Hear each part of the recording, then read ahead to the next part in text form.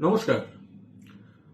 যারা আমরা তৃণমূল কংগ্রেসের প্রার্থী হিসেবে তৃণমূল কংগ্রেসের দলীয় প্রতীক নিয়ে মমতা বন্দ্যোপাধ্যায়ের প্রার্থী বলে মমতা বন্দ্যোপাধ্যায়ের মুখ ব্যবহার করে ভোটে জিতে বিধায়ক হয়েছি বা সাংসদ হয়েছি, আমার সকলের কাছে একটা অনুরোধ যে দেখুন, কোনো ধরনের কোনো সিদ্ধান্ত নেওয়ার আগে একবার নীতিগতভাবে আপনারা কর্মী সভা ডাকুন।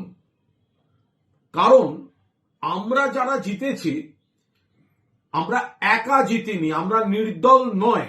আমরা জিতেছি মমতা বন্দ্যোপাধ্যায়ের প্রার্থী হিসেবে, তৃণমূল কংগ্রেসের প্রার্থী হিসেবে, ঘাসের ওপর জোড়া ফুল প্রতীক তৃণমূলের মমতা বন্দ্যোপাধ্যায়ের প্রার্থী হিসেবে, এবং মমতা বন্দ্যোপাধ্যায় এই বয়সে যা প্রচার করেছেন সারা বাংলা ঘুরে, তার সুবিধা নিয়ে আমরা জিতেছি। তো সুতরাং এখন বড় বড় কথা যারা বলছি, তো একবার একটা কর্মীদের আমাদের মতামত নেওয়া উচিত। কারণ জিতেছি মমতা বন্দ্যোপাধ্যায়ের দলে, জিতেছি মমতা বন্দ্যোপাধ্যায়ের প্রতীকে, ভোট করেছেন তৃণমূল কংগ্রেসের কর্মীরা, আর ভোট দিয়েছেন মমতা বন্দ্যোপাধ্যায়কে যারা মুখ্যমন্ত্রী চেয়েছেন সেই মানুষ।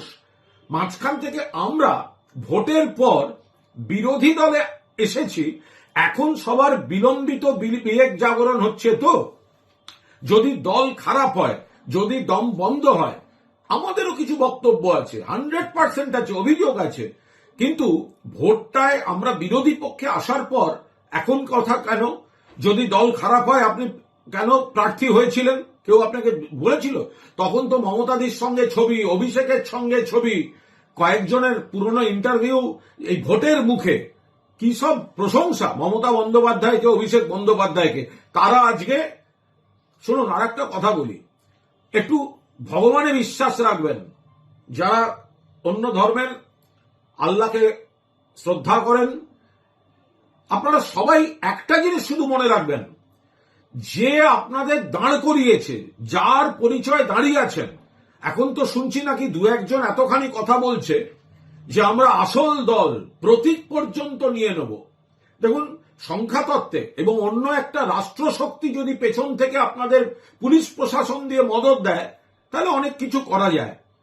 কিন্তু বুকে হাত দিয়ে বলুন, ওপরওয়ালার কাছে কৈফিয়ত দিয়ে বলুন, যে মহিলা আপনাদেরকে এতখানি প্রতিষ্ঠা দিয়েছে, সরকার হলে আপনারা অনেকে মন্ত্রী হতেন, তার হাত থেকে প্রতীক নেওয়া বা তার হাত থেকে দল কাড়ার কথা যারা বলছে, যারা ভাবছে সংখ্যাতত্ত্বে কি হবে বা অন্য একটা বড় শক্তি পুলিশ প্রশাসন দিয়ে হেল্প করে কি হবে, সেটা আলাদা ব্যাপার।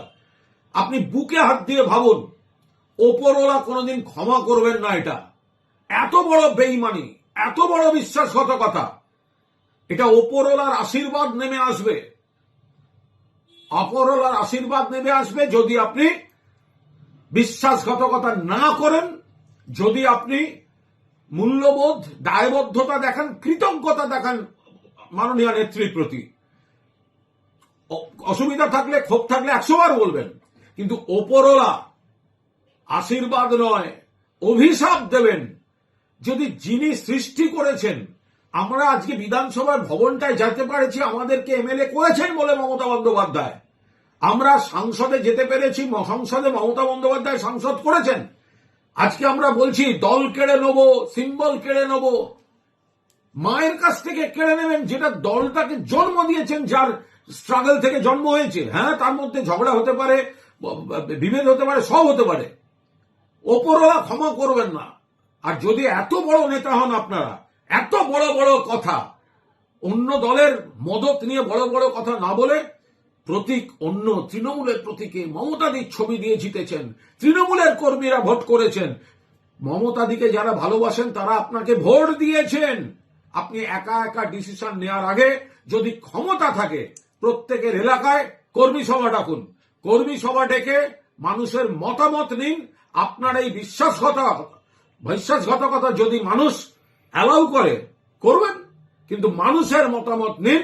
মানুষ যদি বলেন, কর্মীরা যদি বলেন তৃণমূলের সঙ্গে থাকতে, দিদির সঙ্গে থাকতে, কর্মীদের বক্তব্যকে সম্মান দেবেন। জয় বাংলা।